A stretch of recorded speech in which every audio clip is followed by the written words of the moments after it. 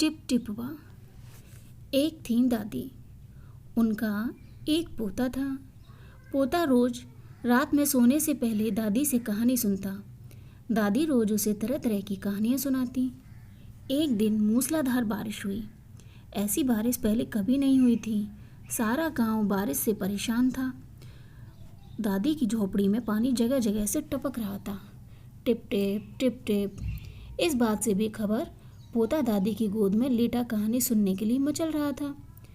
तो बुढ़िया जो दादी थी वो खींचकर बोली, अरे बचवा, का कहानी सुनाई?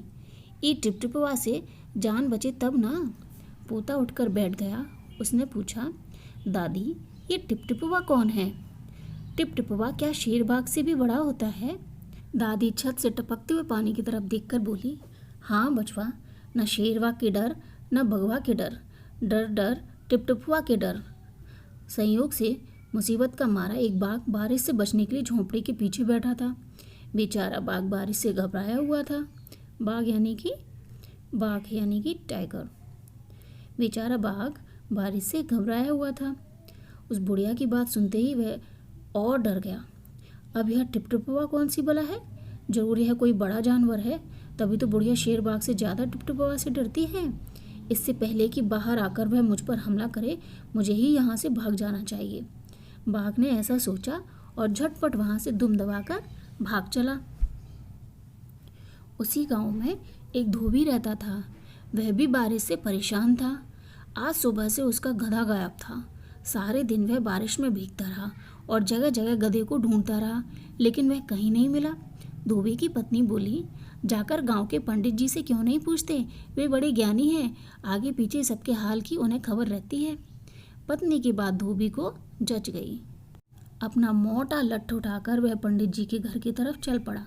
उसने देखा कि पंडित जी घर में जमा बारिश का पानी उलीच उलीच कर फेंक रहे थे। धोबी ने बेसब्री से पूछा, महाराज, मेरा गधा सुबह से नहीं मिल रहा है, जरा पोथी बाँच कर बताइए तो वह कहाँ है? सुबह से पानी उलीचते उलीचते पंडित जी थक गए थे। धोबी की बात सुनी तो झुंझला पड़े और बोले, मेरी पोथी में तेरे गधे का पता ठिकाना लिखा है क्या, जो आ गया है पूछने? अरे जाकर ढूंढ उसे किसी गड़ई फोकर में। और पंडित जी लगे फिर पानी उलीचने। धोबी वहाँ से चल दिया। चलते चलते वह एक तालाब के पास पहुँचा। तालाब के किनारे ऊंची ऊंची घास उग रही थी। धोबी घास में गधे को ढूंढने लगा। किस्मत का मारा बेचारा बाघ टिप टिपवा के डर से वहीं घास में छिपा बैठा था। धोबी को लगा कि बाघ ही उसका गधा है। उसने आव देखा ना ताव और लगा बाघ पर मोटा लट्ठ बरसाने। बेचारा बाघ इस अचानक हमले से एकदम घबरा गया। बाघ ने मनी मन सोचा, लगता है यही टिप टिपवा है, आखिर इसने मुझे ढूंढ ही लिया। अब अपनी जान बचानी है तो ये जो कहे चुपचाप करते जाओ। आज तूने बहुत परेशान किया है, मार मार कर मैं तेरा कचूमर निकाल दूंगा। ऐसा कहकर धोबी ने बाघ का कान पकड़ा और उसे खींचता हुआ घर की तरफ चल दिया।